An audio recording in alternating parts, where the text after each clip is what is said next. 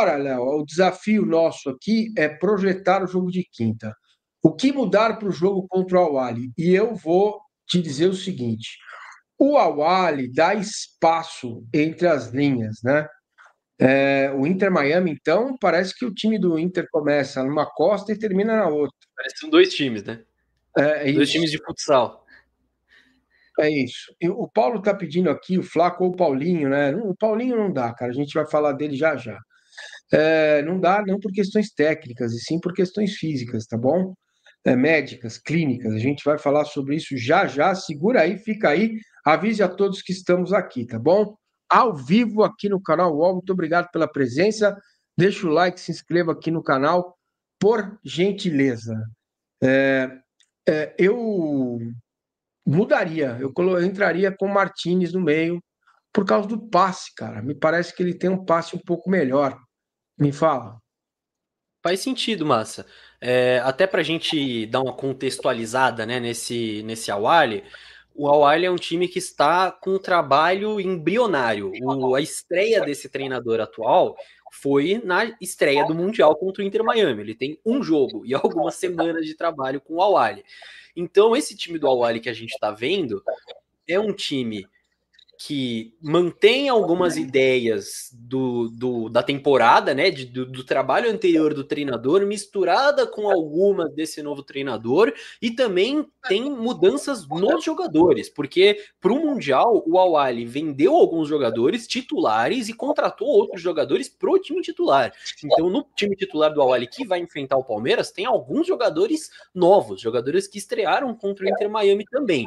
Então, por tudo isso, é um time que acaba sim cedendo espaços. E, obviamente, não precisa nem falar que a superioridade técnica do Palmeiras é gritante. É a primeira vez, primeiro jogo do Palmeiras nesse Mundial, que o Palmeiras tem claramente uma superioridade técnica em relação ao seu adversário. E vai precisar colocar isso à prova, vai precisar fazer valer essa superioridade técnica. De fato, é um time que deve sim deixar espaços, então o Palmeiras vai precisar ter dinâmica na troca de passes, e talvez o Emiliano possa sim ser importante nesse sentido, até porque se o Al-Ahly vier com a mesma formação que veio contra o Inter Miami, a formação tática do Palmeiras deve mudar, não necessariamente os jogadores, mas a formação.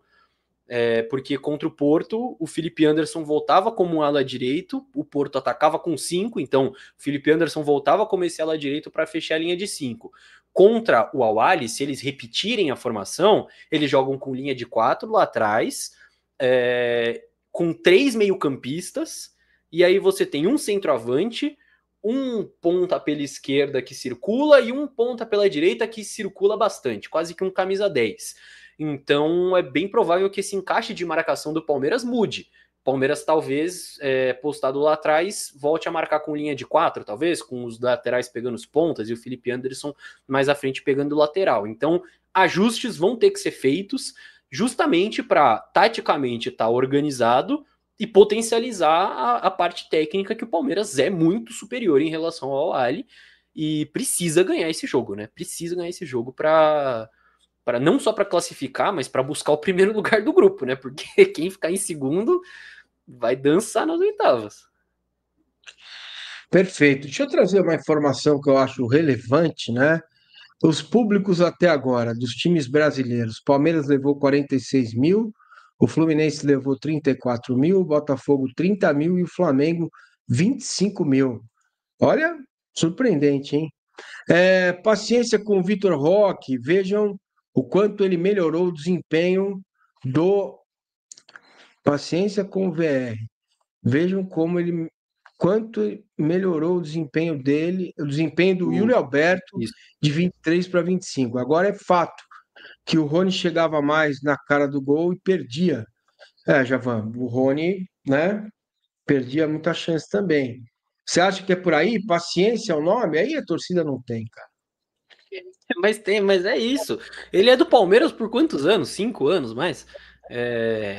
E quantos anos ele tem? 19? Tem que ter paciência, não tem jeito. Qualidade ele claramente tem. Uma hora vai. Certo. Bom, eu gostei muito da entrada do Alan. Foi um movimento do Abel ali que me parece que revigorou o lado direito. O Luiz está falando sobre isso aqui, Felipe Anderson é reserva do Alan. A galera tem essa coisa de titular reserva e tal, beleza. Mas o Palmeiras contra o Al-Ahly pode render mais com o Alan ou com o Felipe Anderson? Eu manteria o Felipe Anderson, mas eu acho que o Alan é o típico jogador que vai entrar em todos os jogos nesse Mundial. Eu acho que eu até já te falei isso, mas em live. E tá claro, entrou no lugar do Felipe Anderson, porque ele é um cara que consegue fazer a função do Felipe Anderson taticamente, tem um contra um, dá um frescor novo, e um fator importante no jogo contra o Porto foi que o Felipe Anderson estava amarelado, né? Então eu acho que o Abel também pensou nisso na hora de colocar o Alan. Então eu acho que é um garoto que pede passagem. Como é uma competição de tiro curtíssimo, se o Palmeiras começa o jogo lá contra o Al-Ahly, Felipe Anderson na ponta direita, primeiro tempo o Felipe Anderson tá errando tudo, beleza, tira o Felipe Anderson, bota o Alan no intervalo, porque a margem de erro num campeonato de 3 rodadas na fase de grupos é muito curta. O Palmeiras já empatou o primeiro jogo perdendo chance, então não pode se dar o luxo de errar mais tecnicamente. Então eu acho que existe essa possibilidade, mas eu acharia muito difícil o Abel vir com o Alan como titular contra o Al-Ahly. Eu acho que não é muito a cara do Abel fazer isso. Mutado, massa. Ele está na companhia de trens metropolitanos, saindo ali da região de Capivari, Capivari não, Barueri, e vai até o Brás. De lá ele pega uma baldeação para ir lá para Ermelino Matarazzo, no nosso querido trem da Companhia Paulista de Trens Metropolitanos, né, Danilo Lavieri? Como está a viagem aí? Tudo bem? E aí, turma, tudo bem? Boa tarde. Estou aqui no trem, estou saindo do MetLife Stadium aqui do bom jogo do Fluminense, hein? Fluminense deu um belo de um apavoro no Borussia, digamos assim, né? Faltou gol, até parece um outro time aí que enfrentou um outro português esses dias, né, Massini e Léo? Um outro, não, acho que até que o Fluminense, na verdade, sofreu menos, né? O Fábio fez uma boa defesa. Mas boa partida do Fluminense e estou saindo daqui. Espero que o 5G suporte a conexão durante o nosso programa aqui. Fica tranquilo, eu como um G que sou, né? Um gordo, mandarei boas energias para os meus outros 4 colegas que vão carregá-lo aí nesta live nos Estados Unidos. Bom, você está saindo do MetLife Stadium para ir para onde, filho? Eu estou indo agora, voltando para Manhattan, para Nova York, né? Porque aqui é um pouco longe, dá uns 40, 50 minutos, que é onde eu estou hospedado. Para voltar para lá, começou uma chuvinha desgraçada agora, que é aquela chuvinha fina, fria, que entra no tênis e embaça o óculos, aquela chuvinha desgraçada.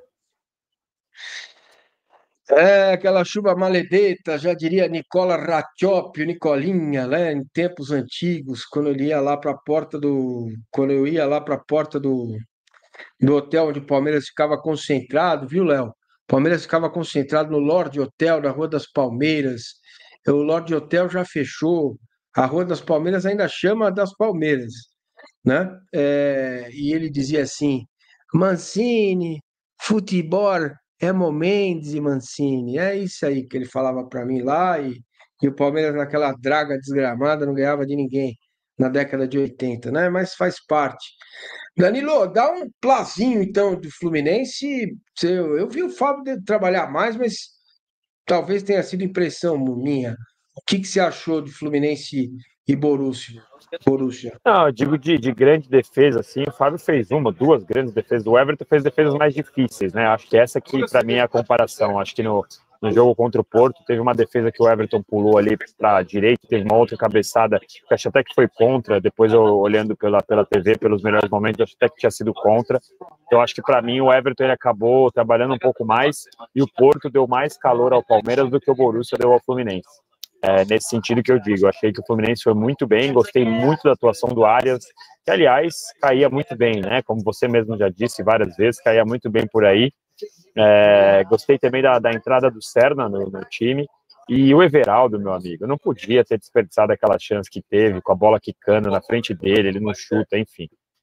E acho que no final a comparação é essa. Para mim, quando você olha o nível do Borussia E o que o Fluminense apresentou, para mim, foi o melhor brasileiro nessa primeira rodada de brasileiros no Mundial.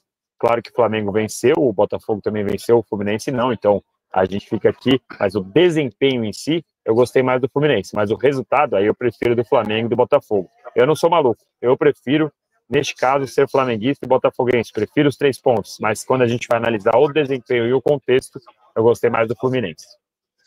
Beleza, o Gabriel está dizendo que se ele ganhasse R$ 1 cada vez que eu fico multado, ele estaria rico, mas milionário.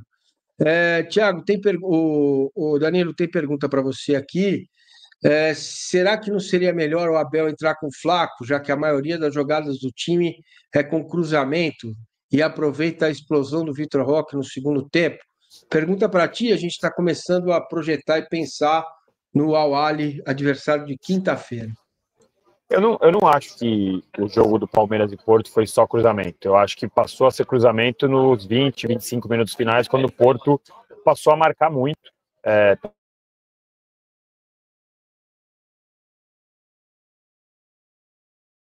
Pois é. Os meus amigos gordinhos lá nos Estados Unidos comeram uma feijoada e travou aí. Mas, ô Léo, mete sua colher nessa aí também, vai. A pergunta, deixa eu ver, voltou? Voltei, bora. vamos ver. Tava falando, eu vi que vocês travaram aqui a carinha, vamos lá. Então, eu não acho que o Palmeiras tenha jogado só pelo cruzamento contra o Porto.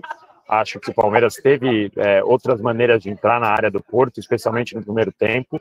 E aí no segundo, quando o Porto recuou bastante, estava cansado, pregado, aí o Abel mudou e aí sim o Piquerez passou a procurar o Flaco em todo momento. O Palmeiras tinha algumas jogadas, inclusive que a gente tem visto aqui no Mundial, que é aquele cruzamento no segundo pau para o Gomes cabeceia para dentro da área e vê o que acontece. Outros times têm feito essa jogada, e essa jogada é sempre muito perigosa. Então eu não acho que seja necessariamente um jogo só de cruzamento do Palmeiras.